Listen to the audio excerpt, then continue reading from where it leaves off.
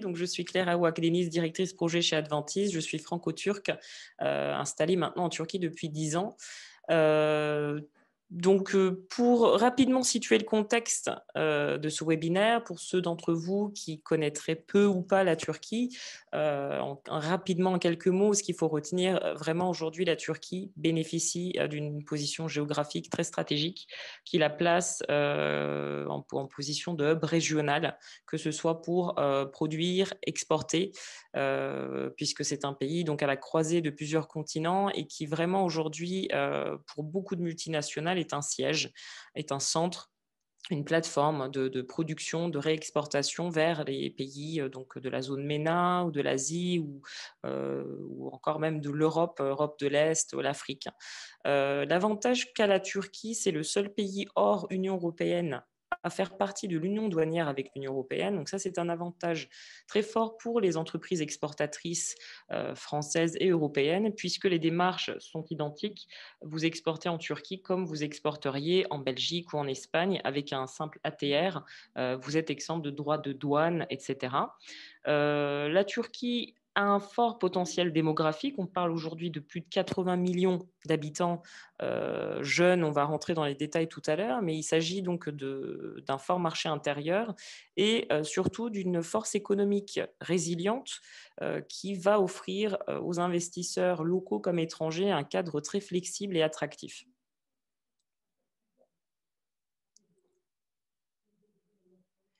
Donc, fort marché intérieur, c'est important aujourd'hui je pense que l'objectif du webinaire, c'est vraiment de vous donner un maximum d'informations pour exporter vers la Turquie. Donc, connaître le marché, c'est important. On parle d'une population très forte, jeune, avec un âge moyen de 32 ans et très urbanisée, avec un mode de vie qui change, une population de plus en plus active, de plus en plus donc de très grandes métropoles où la vie est plus stressante. Donc en matière de santé, ça a des impacts aussi. Aujourd'hui, avec le Covid, on va le voir, et de plus en plus aussi d'impact sur les modes de vie, les modes de consommation. C'est une population qui est très connectée. Les Turcs, déjà avant le Covid, très appétente des technologies digitales, de la consommation en ligne. Et ce qu'on voit maintenant depuis quelques années, c'est aussi un vieillissement rapide. Et ça, c'est aussi une opportunité quand on regarde le secteur de la santé. Slide suivante, oui. Alors, un mot qui caractérise vraiment l'économie turque, c'est la résilience.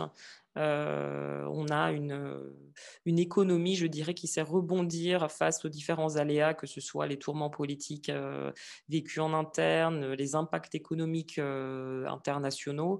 En 2020, malgré la pandémie et des estimations qui étaient bien moins élevées, la Turquie a échappé à une récession et a enregistré des chiffres positifs. Là, au T2, on était à 21% environ, ce qui fait que les estimations ont été revues pour 2021 à 7-8% de croissance, ce qui est énorme dans le contexte actuel notamment. Il faut savoir que la Turquie a enregistré des croissances à deux chiffres jusque dans les années 2010-2011, et puis ensuite avec les différents événements vécus, la situation économique générale, politique, etc. Il y a eu des hauts et des bas, mais finalement, quand on voit, et on aime bien ce graphe qui montre vraiment cette fluctuation, la Turquie arrive à rebondir malgré toutes ces circonstances. Et aujourd'hui, elle se positionne septième puissance européenne, et c'est vraiment un partenaire incontournable de l'Union européenne en termes d'échanges extérieurs.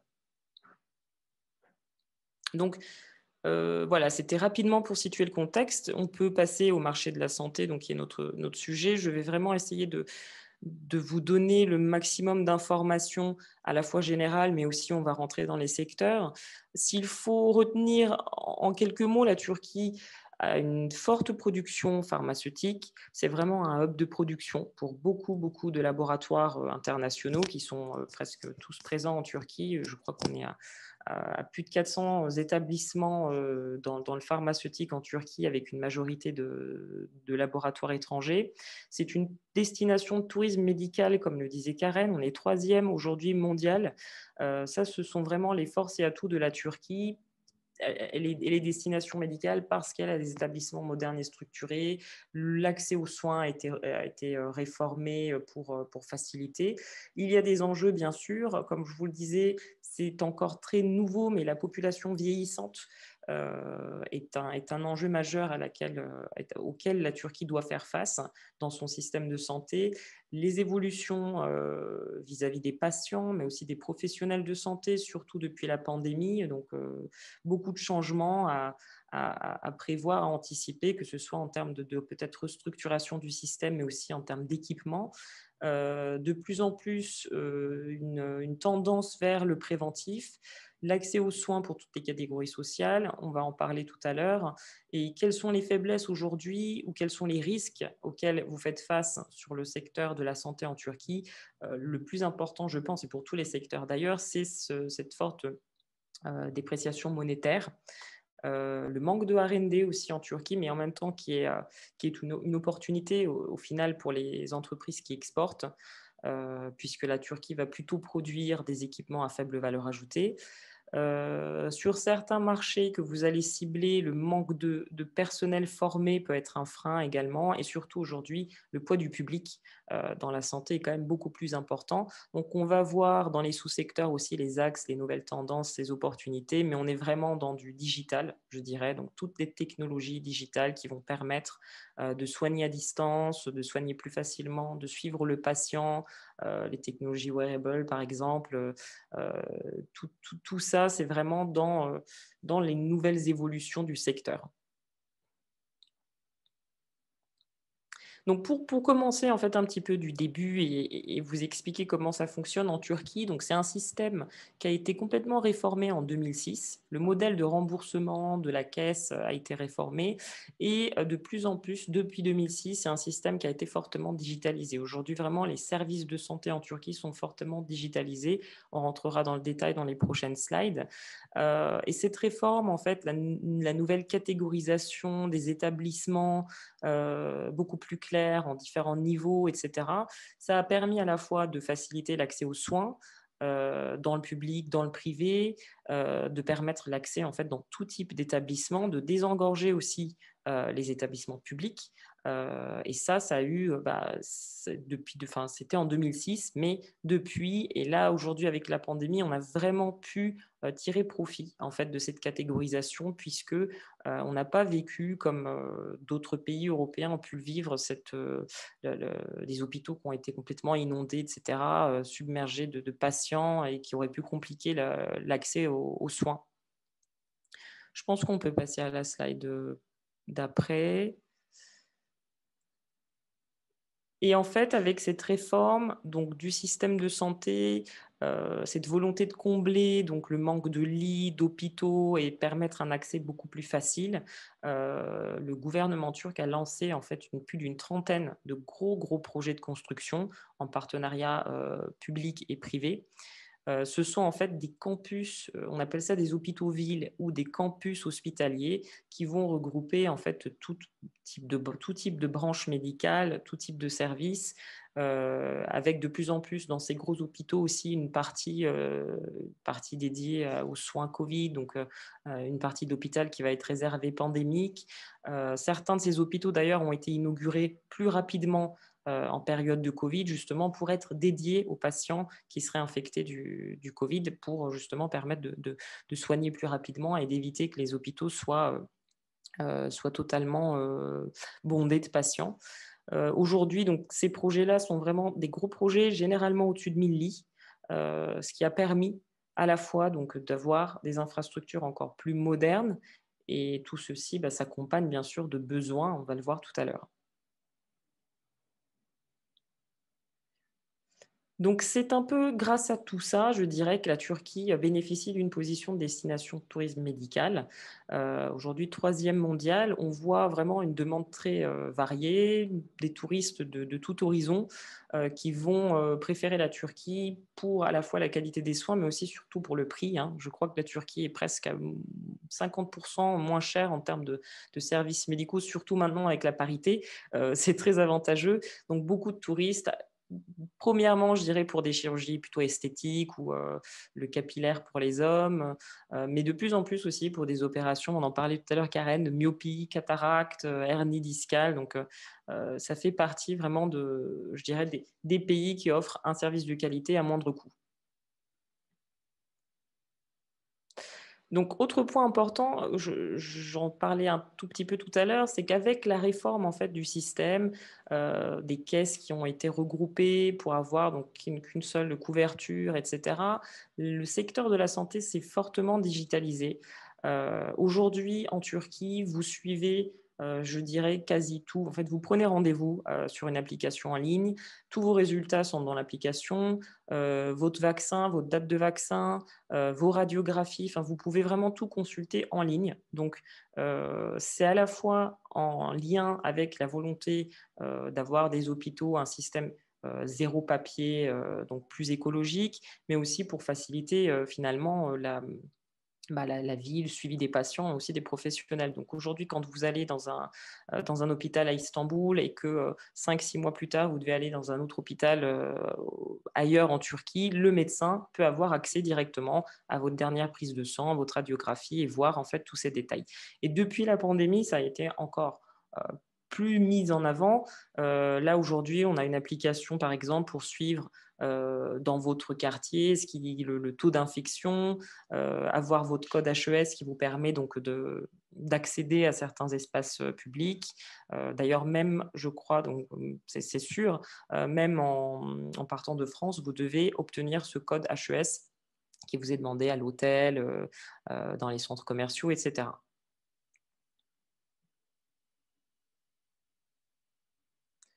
Donc j'ai beaucoup parlé du Covid, je pense que ça fait partie de nos vies maintenant, on n'arrête pas d'en parler. L'impact du Covid, et bien sûr, on le ressent dans tous les domaines, tous les secteurs, mais encore plus dans la santé. L'impact finalement pour la Turquie, et je ne sais pas si on peut le dire, mais a été plutôt positif. À la fois de manière générale hein, sur les autres secteurs aussi, mais dans le secteur de la santé, on voit que la Turquie a bénéficié de cette situation internationale pour se repositionner comme un exportateur sur beaucoup de produits comme les consommables, les gants, les désinfectants, les masques. Ça a accéléré donc cette digitalisation du secteur, ça a accéléré la construction des campus hospitaliers. La Turquie aujourd'hui a aussi été choisie pour la fabrication du vaccin Sputnik, Sinovac. Elle a lancé son propre vaccin. Mais bien sûr, quand on voit les impacts négatifs aussi, hein, je veux dire, on ne peut pas passer à côté, mais au niveau de la santé, le consommateur, les patients, enfin le consommateur a maintenant une vision différente. On va beaucoup plus vers du préventif, les compléments alimentaires, enfin, le mieux vivre, le mieux manger. Donc ce sont des opportunités qui se reflètent sur beaucoup d'autres sphères en tout cas. Et bien sûr, la vision des professionnels également a changé puisqu'aujourd'hui, les médecins vont chercher des solutions différentes pour pouvoir suivre leurs patients à distance à travers peut-être des applications ou voilà, des technologies digitales qui vont leur permettre à distance de pouvoir prendre soin du patient, de suivre le patient. Et on voit l'impact que ça a également sur le e-commerce, puisqu'aujourd'hui, donc de plus en plus de sites aussi spécialisés médicaux. Vous pouvez, les médicaments non, hein, c'est pharmacie sur ordonnance, mais tout ce qui est OTC, over the counter, plus dispositifs médicaux, cosmétiques, compléments alimentaires, vous avez une énorme croissance sur les ventes en ligne. Alors voilà, si on zoome un peu plus maintenant sur les sous-secteurs, on a parlé de la santé en général avec un panorama. Tu peux avancer, Karen. Voilà. On va commencer par le secteur pharmaceutique. La Turquie, sur le pharma, est vraiment un hub de production. Alors, surtout du générique et des biomédicaments pour des laboratoires renommés à l'international. Ils ont tous leur siège en Turquie et des centres de production généralement. Vous avez aussi de très grands acteurs turcs. Mais c'est vrai, quand on regarde la production et les importations, finalement, la Turquie va produire presque en valeur la même chose qu'elle importe. Donc la balance commerciale va être assez égale. Mais c'est un secteur qui est très fort. La Turquie est septième marché d'Europe. Comme je vous le disais, plus de 400 établissements, dont environ un quart sont des multinationales. Et le choix en fait de ces entreprises, c'est vraiment pour la position de la Turquie sur son fort marché intérieur. Donc oui, en valeur, en fait, malgré la forte production locale, les importations ont un niveau identique parce que finalement, on continue, donc on fabrique des génériques, des biosimilaires, mais les importations vont être sur des produits à plus forte valeur ajoutée. Et l'Union européenne reste le premier partenaire à ce niveau-là. Quand on regarde les acteurs, les Français sont très présents dans le pharmaceutique. Le Made in France a une très bonne image d'ailleurs dans le secteur de la santé. On voit des grands laboratoires turcs également et beaucoup d'autres acteurs internationaux. Je pense que sur le pharmaceutique, tous les acteurs sont quasi présents en Turquie. Si vous avez envie de découvrir un peu maintenant que les déplacements sont plus faciles et les salons reprennent en présentiel, vous avez le PharmaNext au mois d'octobre prochain qui est donc un salon sur l'industrie pharmaceutique où il est possible de sentir un peu le marché, de voir les différents acteurs. Alors, le secteur des dispositifs médicaux, c'est un peu différent du pharmaceutique. Sur le secteur des dispositifs médicaux, donc il y a une forte production locale, mais encore une fois sur des produits à faible valeur ajoutée. Et là, c'est pour le coup un secteur qui repose très clairement sur les importations, à 85% des besoins qui sont importés. Donc là, c'est vraiment une opportunité pour les exportateurs européens, français, parce que les besoins sont continuels avec ces nouvelles constructions, l'évolution de la demande, la pandémie.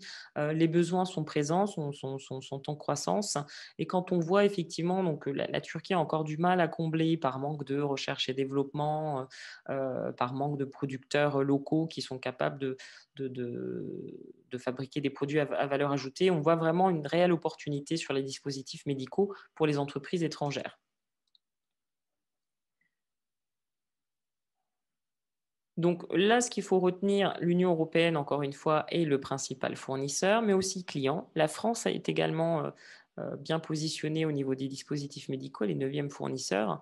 Les produits qu'on importe majoritairement, ce sont les équipements d'imagerie, tout ce qui touche par exemple au dentaire, les implants, en dehors d'un seul fabricant en Turquie, tous les implants sont importés, l'équipement matériel dentaire, orthopédique, imagerie, je disais, mais instrumentation et aussi le matériel d'assistance aux patients, ce sont généralement des postes qui dépendent des produits pardon, qui dépendent des importations. Donc ici, encore une fois, une forte présence plutôt étrangère, des entreprises turques plutôt axées recherche-développement qui vont fabriquer des produits, des dispositifs en local. On voit aussi beaucoup, à la fois dans le pharmaceutique, mais dans le dispositif médical, en fait, des unions, des associations entre entreprises turques et étrangères pour justement faire de la recherche et du développement en Turquie avec différents acteurs, que ce soit universitaires, mais aussi les institutions publiques. Oui, et là, avant que tu passes, peut-être Karen, l'Expomed aussi, qui est un important salon que vous pouvez, donc c'est qui est en mars prochain, si vous souhaitez découvrir le marché des dispositifs médicaux en Turquie. Donc là, on va rentrer un peu plus par encore sous-secteur. La silver economy, toute jeune, sans vouloir faire de jeu de mots, mais c'est un secteur très nouveau en Turquie, mais qui va être très prometteur dans les prochaines années. On nous avait consulté il y a un an et demi sur ce secteur, et à l'époque, on avait dit non, il n'y a pas d'opportunité en Turquie, c'est vraiment très nouveau. La culture turque, la mentalité turque, qui est plutôt de prendre soin des personnes âgées dans la famille. Mais tout ça est en train de changer, en fait. Tout ça est en train d'évoluer. On a un vieillissement assez rapide de la population. L'âge moyen qui était de 30 est passé à 32 en l'espace de un an et demi, 2 ans. L'espérance de vie augmente, les habitudes de vie changent. Donc, c'est vraiment un secteur qui est en train de fleurir et qui va offrir des opportunités donc, dans le futur. On va avoir besoin de plus d'établissements, de plus d'équipements, que ce soit pour le soin à domicile ou donc dans des établissements spécialisés. à la fois en biens et services. Alors, les domaines thérapeutiques standards vraiment qui sont porteurs en Turquie, l'orthopédie, l'ophtalmologie, la chirurgie esthétique de par cette attraction, cet attrait de la Turquie pour les touristes, la chirurgie dentaire aussi d'ailleurs très prisée en Turquie par les touristes médicaux. Généralement sur ces segments-là, beaucoup d'équipements, de matériel vont être importés. Comme je vous le disais tout à l'heure, sur les implants, c'est flagrant. On n'a qu'un seul fabricant turc. Généralement, les marques étrangères sont privilégiées. Idem sur la chirurgie esthétique, l'ophtalmologie, l'orthopédie, tout ce qui va aller à la fois donc, du diagnostic ou à l'imagerie, mais aussi à l'équipement ou prothèses, etc. On va être sur des opportunités pour les exportateurs. Donc oui, je me répète du coup, mais l'imagerie, l'oncologie aussi, beaucoup de maladies liées à l'oncologie en Turquie, diabète, pas mal de diabétiques, on est à 8 millions de diabétiques en Turquie, et de plus en plus aussi la biopharmacie, tout ce qui va toucher un petit peu, donc, comme je vous disais, un diagnostic, test, traitement, suivi des dispositifs médicaux par exemple pour le traitement à domicile, ce genre de choses sont de plus en plus prisées en Turquie. Donc pour résumer un peu, hein, je ne lis pas les slides, elles sont assez longues. Vous verrez, vous aurez de toute façon tous les détails par produit, par opportunité vraiment très précise. On a essayé vraiment de cibler un maximum les informations. Mais pour résumer un peu, synthétiser sur les opportunités et risques, on peut dire qu'effectivement, le marché turc est à la fois un marché intérieur à lui seul, constitue un marché important avec donc ses atouts démographiques, le vieillissement, les nouvelles constructions d'hôpitaux, en parallèle avec le manque de R&D et de production à valeur ajoutée qui vont bénéficier aux exportateurs étrangers. En contrepartie, bien sûr, et on va y revenir dans l'accessibilité, c'est un marché réglementé avant tout, on parle de santé, mais l'avantage, c'est que la Turquie est alignée avec l'Union européenne. Donc finalement, vous allez être assez familiarisé avec les procédures. Le plus gros risque aujourd'hui, si vraiment qu'il faut souligner, je pense, pour des exportateurs européens, ça va être plutôt la dévaluation monétaire. Quand vous arrivez avec des produits qui sont fabriqués made in France, donc avec un coût en euros et que vous souhaitez vendre en euros, c'est là où il va falloir mieux se sécuriser et bien planifier votre business model, votre modèle de rémunération, etc. Sachant que les procédures de remboursement sont assez longues en Turquie. Donc, l'accessibilité du marché. Donc, vous le savez, hein, en tant que professionnel de la santé, un dispositif médical, un médicament s'enregistre, que ce soit du cosmétique et compléments alimentaires. Donc, tout ce qui touche à la santé humaine ou animale, même végétale, en Turquie est réglementé. L'avantage, c'est que c'est aligné avec les lois européennes qui sont en fait adaptées, transcrites, traduites en turc et qui sont peut-être mises en œuvre, appliquées un peu plus tard que l'application officielle en Union européenne pour laisser le temps donc, à la Turquie de s'adapter. Donc aujourd'hui, pour les dispositifs médicaux, le passage à la MDR aussi a lieu. La Turquie est est en cours de mise à jour donc, de ces directives pour transiter vers la nouvelle directive.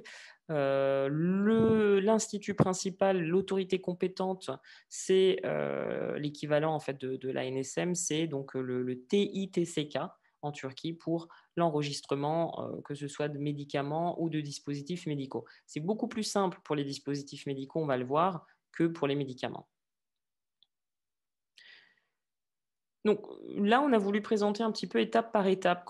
Si vous êtes exportateur et que vous souhaitez entrer sur le marché turc avec un produit, que ce soit un dispositif médical ou un produit pharmaceutique, la première étape vraiment est d'analyser le marché parce que les réglementations peuvent être alignées, il peut y avoir quand même des taxes ou des démarches particulières ou des documents particuliers pour accéder au marché. Au-delà en fait de l'accès, il peut y avoir en fait des particularités au niveau de la commercialisation.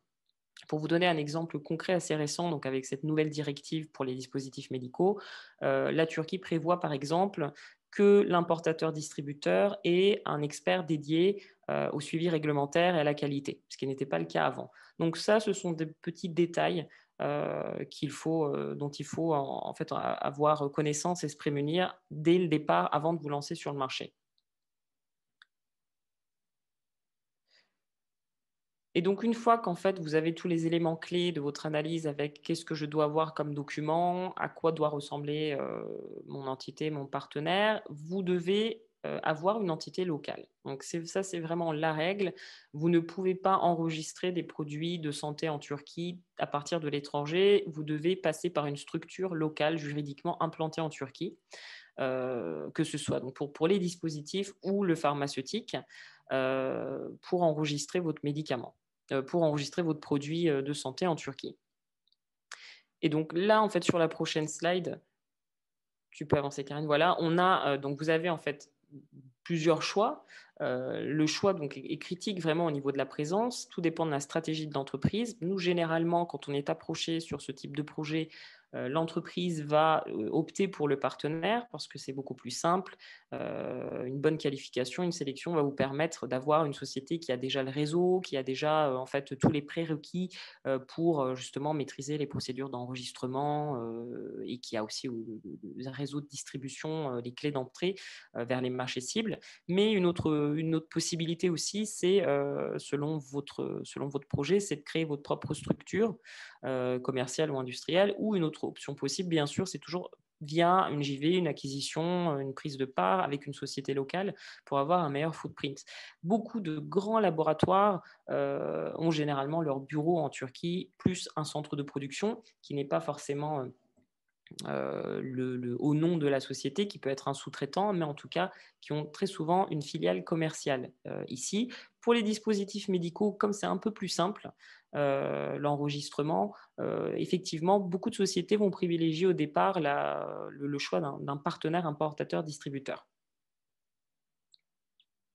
Donc, une fois que vous avez analysé et choisi votre type de présence locale, là, l'enregistrement démarre, donc soit via la structure créée, soit via le partenaire. Donc, c'est plutôt une démarche démocratique. Pour de plus en plus, en Turquie, beaucoup de choses se font en ligne. Je sais moins pour les procédures de médicaments, mais pour les dispositifs médicaux, en dehors de quelques papiers à remettre en physique, à envoyer par courrier, tout se fait maintenant en ligne sur un système qu'on appelle l'UTS. Donc, c'est assez facile. C'est pas très long. Ce qui est long, c'est plus la procédure de remboursement. Si vous souhaitez que votre produit soit remboursé, là, effectivement, il y a déjà un temps d'attente, etc. Et par contre, pour les produits pharmaceutiques, ce qui a changé dans les dernières années, avant, un laboratoire basé en France, en Allemagne, qui souhaitait enregistrer son produit en Turquie, pouvait directement, en fait, avec ses certificats de son site de production à l'étranger, son GMP, démarrer la procédure. Aujourd'hui, la Turquie exige un contrôle GMP par les autorités turques. Donc, vous êtes visité par les experts turcs qui vont vérifier effectivement le Good Manufacturing Practice dans votre site, même à l'étranger. Donc, ce qui fait que c'est un peu plus long. Puisque pour recevoir la visite, donc il y a aussi un temps d'attente. Et si vous êtes sur des produits qui ne sont pas prioritaires, qui sont fortement concurrencés en Turquie, le temps d'attente va être encore plus long. Donc, en ce qui concerne la Ah, j'ai entendu un son. Est-ce que quelqu'un voulait poser peut-être une question? Il n'y a rien qui se passe. J'ai pas entendu de son, non? Claire? Oui, Ah, Ah, Claire, est-ce que vous m'entendez? oui. ouais. Ouais, Claire. Oui, juste en fait pour peut-être avoir une idée des délais et du budget en fait pour enregistrer justement les DM en Turquie. Est-ce qu'on peut donner ce genre de grandeur? C'est difficile. Ce qu'il faudrait, c'est que je sache quel type de produit et que je consulte notre expert réglementaire. Je préfère ne pas vous dire de bêtises. Les, les enregistrements, les coûts d'enregistrement varient, ont déjà changé annuellement. Donc, vous avez la partie frais officiels au ministère et après, vous avez en fait toute la partie dépôt de dossier par les experts, traduction des documents officiels, MSDS par des experts qui sont certifiés en Turquie. Donc, ça peut changer. Dernier, c'est vraiment pour vous donner un ordre de grandeur, mais les derniers enregistrements qu'on avait fait, c'était autour de 10 15 000 lire, donc 1 000 1 500 euros pour un dispositif médical. Mais honnêtement, donc c'est très variable. Il faudrait pour ça que si vous pouvez m'envoyer plus de détails sur le produit, si c'est un DM, si c'est un médicament, la classe. Il faudrait qu'on regarde voilà, si c'est un produit prioritaire, parce que les délais varient aussi. Les dispositifs médicaux, c'est pas très long. Je pense que un mois et demi pour l'enregistrement, c'est faisable. Mais les médicaments, ça peut prendre presque 2 ans, ne serait-ce que pour recevoir la visite du GMP. Ça dépend vraiment du produit. Ouais, la Lorsque question vous avez des plus sur le produits DM. qui sont classés prioritaires, on va le voir tout à l'heure, où la Turquie en fait, a mis en avant des produits prioritaires pour la Turquie, que ce soit à l'import ou à la fabrication. Et d'ailleurs, si vous fabriquez ces produits en Turquie, vous avez des incitations stratégiques, etc. Donc, c'est très variable. Ok, merci. Je vous en prie. Est-ce qu'il y a d'autres questions côté participants? N'hésitez pas à intervenir, hein. S'il n'y a pas de questions, on va passer à la diapo suivante. Mais voilà, encore une fois, n'hésitez pas à poser vos questions au fur et à mesure. Oui, tout à fait. Et donc, la commercialisation. Ah, juste, est-ce qu'on peut revenir à la slide d'avant? Oui, en ce qui concerne la commercialisation, voilà, c'est assez important en fait. L'analyse va surtout répondre à cette partie-là. Parce que finalement, bon, l'enregistrement, donc ce sont les procédures classiques. Mais aujourd'hui, en Turquie, nous, on le constate aussi dans nos différents projets, le profil du partenaire peut varier d'un produit à l'autre. Avec voilà, une équipe, il doit avoir dans son équipe un expert particulier, il doit avoir par exemple un stock de 25 mètres carrés minimum, etc. Donc ça, c'est très important pour définir soit le profil du partenaire qui va faire toutes ces démarches et qui va commercialiser le produit, soit de votre structure en fait, qui doit donc répondre à ces différents prérequis. Et donc oui, là, on peut passer à la prochaine slide. La commercialisation des produits de santé va se faire sur des circuits assez classiques que vous connaissez, je pense qu'ils sont assez similaires. On a tout ce qui est public, donc médicaments ou dispositifs médicaux. Si vous souhaitez vendre aux hôpitaux publics, il faut passer par des appels d'offres. Là encore, c'est assez, je dirais, informatisé. On a une plateforme en Turquie qui s'appelle ECAP, qui est la seule plateforme qui regroupe tous les appels d'offres. Par contre, il faut être local pour pouvoir suivre, candidater et avoir un compte sur cette plateforme et pour pouvoir participer aux appels d'offres, sauf ceux qui ceux qui stipulent qu'une entreprise étrangère peut participer.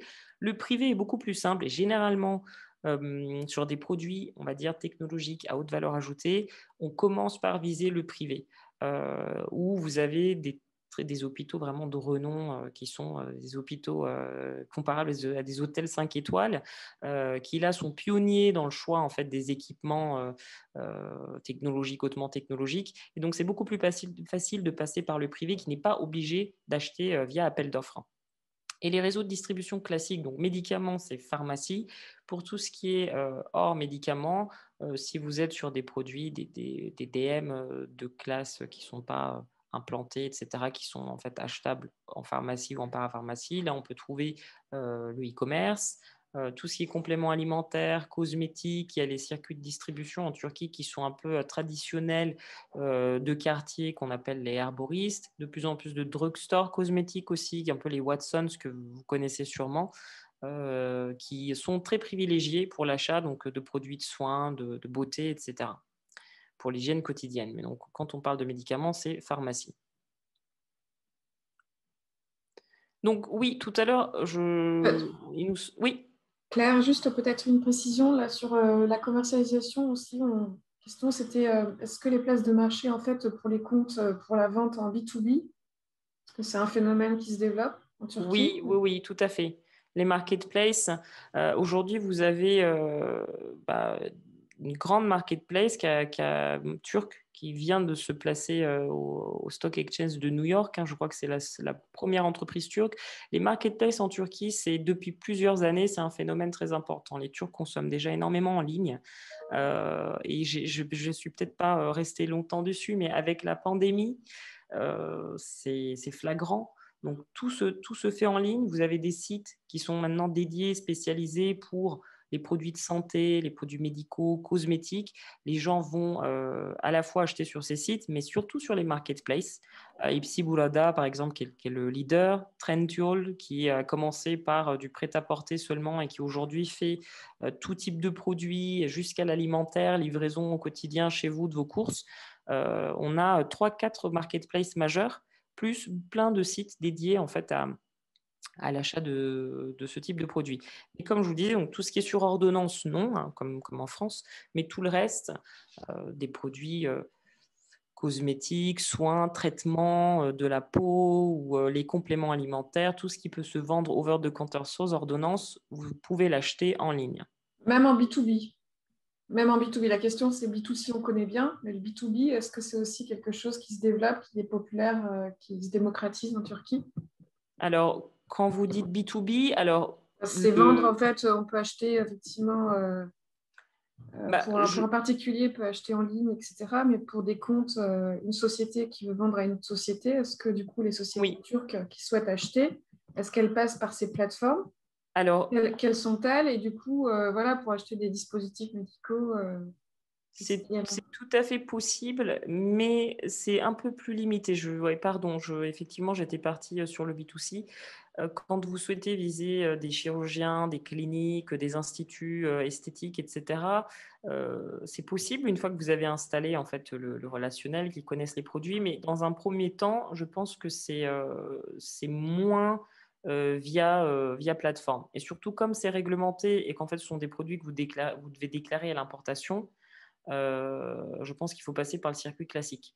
Honnêtement, il faudrait vérifier. Je pense que c'est possible pour certains produits, pas trop complexes, mais comme vous devez avoir une structure locale qui doit déclarer chaque importation, je ne sais pas si c'est possible de commander en ligne sur une plateforme de marketplace.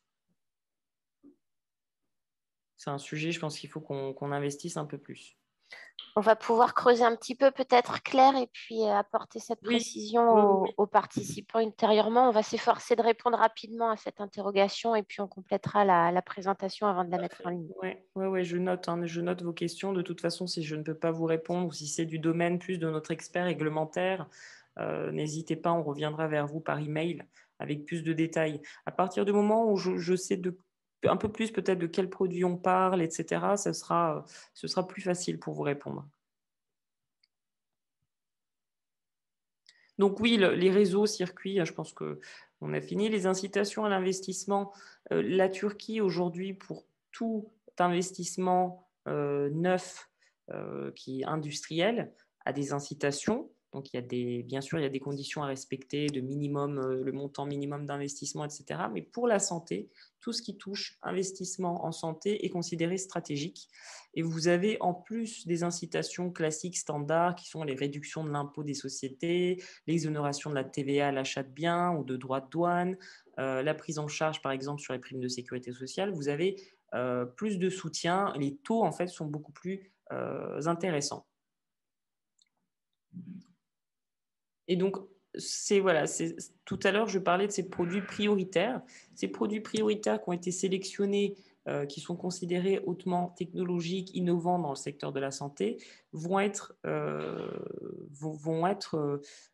sélectionnés. Si vous souhaitez enregistrer ce type de produits ou les fabriquer en Turquie, parce que ce sont des produits en fait qui vont réduire la dépendance de la Turquie en termes d'importation, là, vous avez effectivement beaucoup plus d'aide, d'incitation et vous pouvez avoir en fait très facilement accès au haut niveau et discuter avec les décisionnaires pour démarrer un investissement en Turquie. Le pharmaceutique, c'est par exemple tout ce qui est dérivé sang, plasma, surtout depuis la pandémie où le don de sang aussi a beaucoup baissé. Aujourd'hui en Turquie, vous n'avez pas par exemple de production d'immunoglobulines ou de dérivés en fait de sang humain, donc tout est importé. Tout ce qui touche les cancers, oncologie, les maladies auto-immunes, les médicaments biotechnologiques, ça commence donc avec beaucoup d'incitations, subventions. Si vous êtes dans ces domaines-là, comme je vous le disais tout à l'heure aussi, par exemple les prothèses orthèses qui sont fortement importées, les implants, diagnostic, chirurgie robotique, si vous avez des investissements dans ces domaines-là, vous allez être vraiment prioritaire en Turquie, bénéficier d'incitations et aussi à l'export aujourd'hui, on voit parfois dans donc le ministère de la Santé qui, en fonction de votre produit, va pouvoir accélérer la procédure de remboursement, par exemple. Même pour un exportateur, si vous êtes sur un produit qui est vraiment considéré stratégique, prioritaire, vous pouvez, via en fait ici, au-delà de la procédure classique, paperasse, etc., en rencontrant les personnes au ministère, vous pouvez faire accélérer les choses parce que le produit est prioritaire. Donc, il faut argumenter, etc. Et donc, l'écosystème R&D, bon, les investissements R&D restent encore faibles, comme on l'a vu, mais vous avez je dirais, un bel écosystème quand même en Turquie avec des organismes qui sont prêts à collaborer. On le voit dans beaucoup de domaines. Nous, on travaille notamment sur d'autres secteurs stratégiques comme la défense. On voit vraiment une forte ouverture des institutions publiques, universitaires, parapubliques, privées en Turquie qui sont ouvertes à la collaboration parce que, vous le savez, vous êtes dans le domaine de la santé, la R&D, ça prend du temps. La Turquie a du retard là-dessus. Donc, tout support, tout apport qui peut venir accélérer des projets qui sont démarrés en Turquie pour qu'ils puissent être industrialisés ou des projets en commun pour développer en Turquie, etc. Vous avez donc des acteurs qui sont prêts à vous accueillir. Et je ne sais plus, je crois, oui, on a fini sur le secteur. Peut-être si vous le Est-ce qu'il y a souhaitez, des avant de questions? passer. Oui. Oui.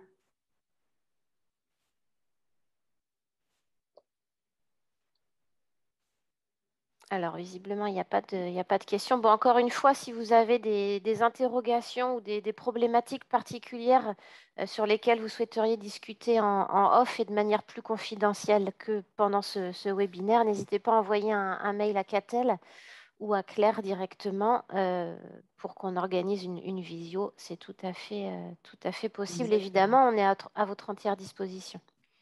Exactement. Oui, Adventis, hein, que tu nous as présenté rapidement, Karen, nous sommes un partenaire vraiment historique, on peut le dire, hein, de Bretagne Commerce International sur la Turquie. Nous sommes donc spécialisés vraiment Turquie. On accompagne depuis 2003 les entreprises dans leurs projets de développement, que ce soit à l'export, à l'achat sourcing ou à l'implantation commerciale industrielle. Nous sommes une équipe majorité franco-turque, donc biculturelle. On est né en France, on a vécu en France, on a vécu en Turquie, donc on a vraiment cette double casquette pour à la fois être donc médiateur interculturel, négocier sur vos différents projets. Donc on joue un peu le rôle de pont entre les deux pays. Et donc, on va couvrir vraiment une multitude de secteurs. Sur des secteurs très stratégiques comme la santé, on va avoir des experts dédiés. Tu peux avancer, Karen. Donc, on fait partie d'un réseau de partenaires en France. On va couvrir différentes prestations, que ce soit de l'intelligence économique pour analyser, comprendre le marché avant de cibler votre stratégie, à la qualification de partenaires. Ça, c'est quelque chose notamment qui est très sollicité sur le secteur de la santé, puisque comme je vous le disais, la solution la plus facile et moins coûteuse au démarrage est de trouver un bon partenaire pour enregistrer, commercialiser les produits en Turquie. La force de vente externalisée, quand on peut faire de la prospection sur des produits qui sont plus simples, qui ne nécessitent pas d'enregistrement et qui peuvent être directement exportés. Le portage salarial, une solution qui est de plus en plus demandée avec la pandémie, puisque les déplacements sont compliqués interpays, donc une force locale pour développer les ventes ou pour le SAV technique, etc., est très sollicitée. Donc, on intervient de plus en plus aussi sur des projets sourcing, sous-traitance industrielle, puisque, je vous le disais tout à l'heure, en fait, la pandémie a vraiment bénéficié à la Turquie sur différents plans. Beaucoup d'entreprises délocalisent leur site de production vers la Turquie, qui a l'avantage d'être plus proche de l'Europe. Donc, pour gagner sur des délais et des coûts de transport, la Turquie est devenue vraiment une destination prisée. Et bien sûr, donc fusion-acquisition, implantation, ce sont aussi des projets qu'on maîtrise assez bien pour être vraiment des opérationnels et puis tout besoin spécifique, organisation d'événements, accompagnement, voilà. Et donc, en santé, c'est pour ça, hein, si vous avez des questions spécifiques Pour un produit en particulier, je préfère vraiment vous répondre soit en compagnie, soit après avoir consulté nos experts santé qui, pour le coup, sont vraiment des experts santé réglementaires, humaines, santé animale. Et pour vous donner voilà, quelques références dans le domaine de la santé qu'on a accompagné en Turquie sur différentes prestations, que ce soit des analyses, de l'enregistrement, de la prospection, du développement business. Voilà, on a travaillé avec différentes sociétés françaises et autres. Bah, en tout cas, merci. pense Merci à que toi, ça, Claire. Merci c'est beaucoup. long ou rapide, mais merci beaucoup pour pour votre temps, votre disponibilité, votre participation. Et donc, n'hésitez pas si vous avez des questions via Karen, Catel ou directement par email. On sera ravis d'y répondre. Exactement. Merci à toutes et à tous. Vous avez les coordonnées de Claire ici sur la présentation que je vais vous transmettre dès qu'elle sera en ligne sur la plateforme BCI Info. Vous aurez à votre disposition également le podcast de ce webinaire pour le revoir si nécessaire ou le transmettre à vos équipes qui n'auraient pas pu se connecter ce matin. Ici, les coordonnées de Catel, de Nicolas Plantis aussi pour la partie e-santé et digitale. Ici, vous avez comme d'habitude les coordonnées de nos collègues en CCI territoriale pour toute la partie technique et réglementaire. Et puis voilà, il est temps pour nous de vous souhaiter une bonne fin de journée. N'hésitez pas à regarder l'agenda pour voir quels sont les prochains rendez-vous mercredi de la santé sur le mois d'octobre. Le prochain, c'est sur le Canada, le 6 octobre, donc la semaine prochaine. Vous pouvez encore vous y inscrire si ce n'est pas déjà fait. Et puis, vous retrouvez tous les autres mercredis de la santé sur l'agenda sur notre site web, donc de Bretagne Commerce International. Merci à toutes et à tous. Je vous souhaite une bonne fin de journée. Merci encore, Claire, pour ton intervention, Claire, de ce matin. On reste à votre entière disposition et puis on vous dit à très bientôt. Merci à toi aussi, Catel, pour ton intervention. Merci. Merci Claire. Merci. À bientôt. Au À revoir. bientôt.